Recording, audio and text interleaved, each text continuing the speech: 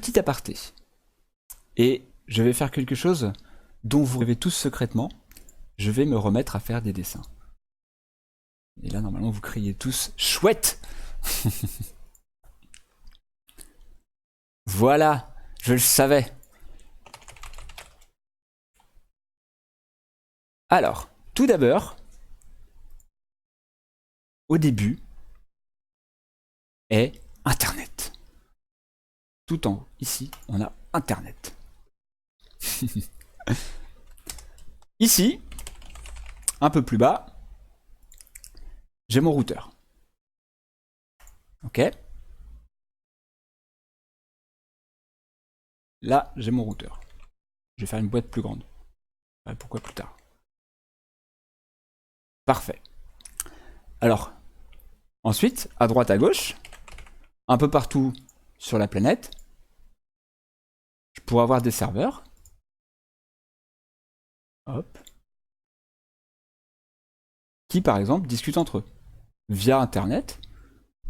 Ce serveur-là peut parler avec lui peut parler avec lui peut aussi parler avec lui, etc., etc., etc. J'ai fait un triangle, mais on pourrait en avoir dans tous les sens. Les serveurs peuvent communiquer entre eux.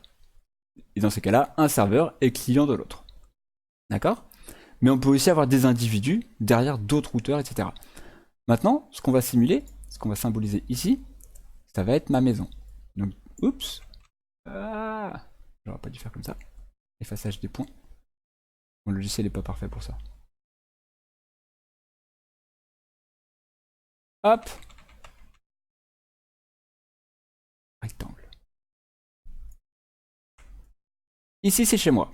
C'est la maison de Simon. La maison des skis. Chez moi, je peux avoir par exemple mon ordinateur. Je peux avoir mon ASP8266.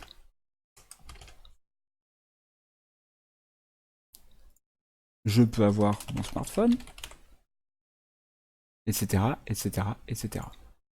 Tous communiquent avec mon routeur. Le routeur, c'est la passerelle vers l'internet. D'accord?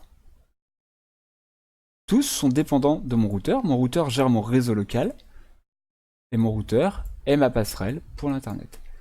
Et via le routeur, ils sont capables de communiquer entre eux. L'ordinateur peut communiquer avec le smartphone en passant par le routeur. Le smartphone avec l'ESP, etc., etc. Tous en passant par le routeur. Donc ça, c'est mon réseau local. Tout ça, c'est mon réseau local. Et là, c'est le réseau global de l'Internet. Maintenant, petit point culture. Je vous ai expliqué un petit peu plus tôt que quand on faisait une communication avec un serveur, on le faisait vers un port. Donc là, par exemple, le serveur est ici. On pourrait imaginer que c'est le serveur qui héberge perdu.com. Perdu. Ou tout ça, tiens, c'est chez moi. C'est esquimon.fr. Esquimon.fr, il est hébergé quelque part sur Internet. Si on s'adresse au port 80 de esquimon.fr, dans ces cas-là, on peut avoir mes pages web. Donc, par exemple, je pourrais avoir une communication depuis mon ordinateur vers mon routeur et vers le serveur. Donc dans ces cas-là, au début, la communication, l'ordinateur il va demander une page web, donc l'ordinateur il va faire une requête dans ce sens-là, vers le routeur, et mon routeur va faire vers ici. Le serveur va recevoir cette requête, va la traiter, et va renvoyer l'information dans ce sens-là.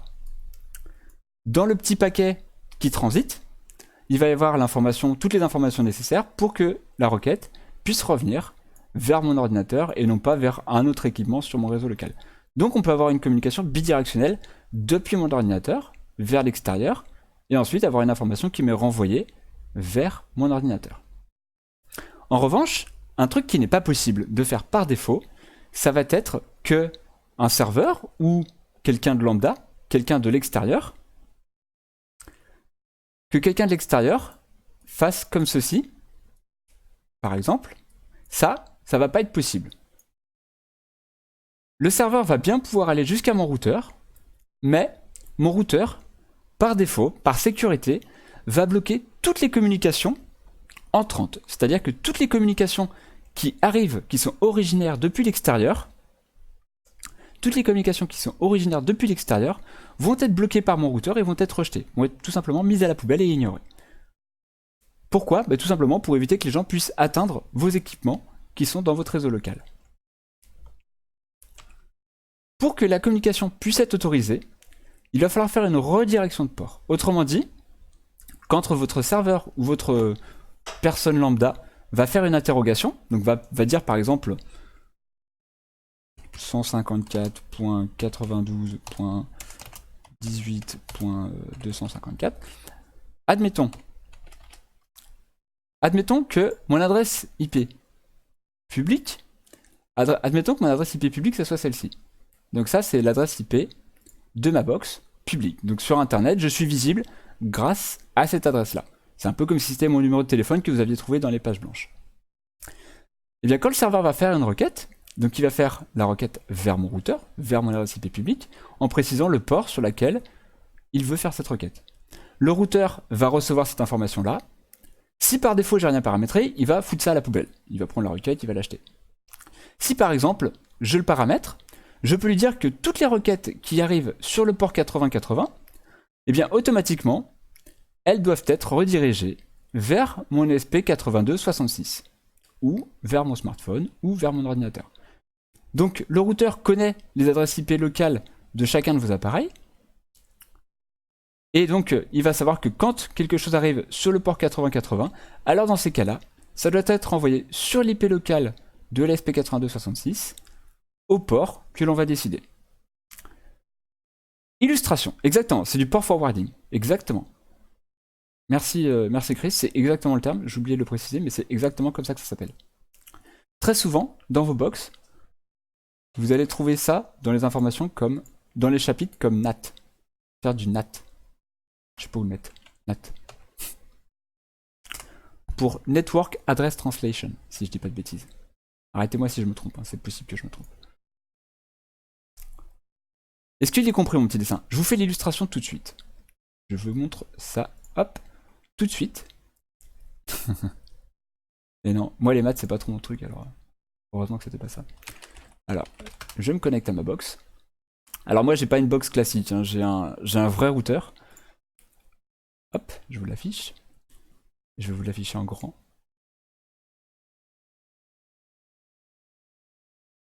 Alors je vous cache un peu le chat. Oh non, ça va, vous gênez pas trop.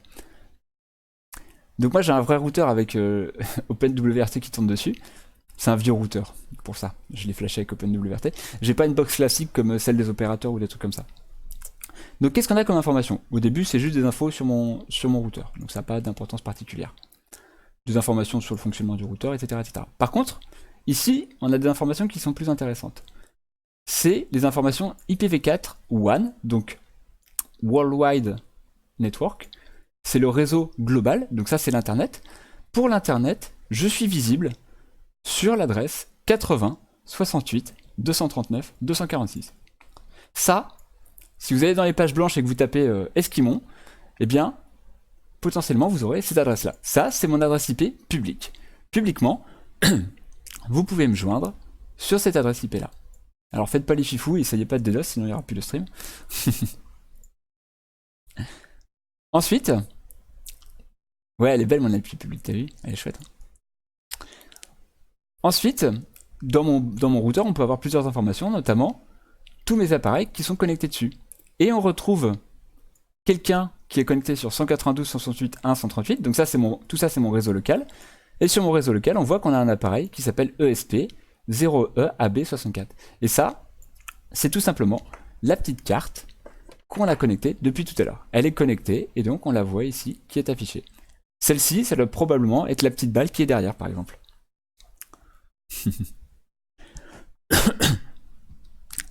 Bah oui, voilà, tu vois tout mon matériel qui est connecté sur mon réseau. Il y a mon téléphone, il y a la tablette qui me sert à voir le chat, etc., etc. Maintenant, je vais aller dans la rubrique Firewall. Et surtout, celle qui nous intéresse, dans mon routeur, ça va pas être pareil chez vous, mais ça c'est normal. Dans mon routeur, on va aller voir ce qui s'appelle le port forwarding, comme le disait Chris justement tout à l'heure.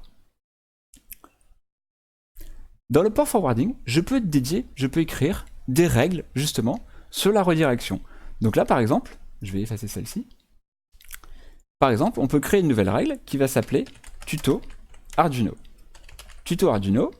Le protocole, on va pas s'occuper avec ça pour l'instant. Et je vais écrire que tout ce qui arrive depuis l'extérieur, donc one, encore une fois, c'est l'extérieur, tout ce qui arrive depuis l'extérieur sur le port 8080, je veux qu'il soit redirigé sur mon réseau local, qui s'appelle LAN, sur l'appareil à l'adresse 138. Et je veux qu'il soit redirigé, pareil, sur le port 8080. Merci Hogan. Merci Hogan pour tes 10 bits. C'est sympathique. Les amis du BDVC.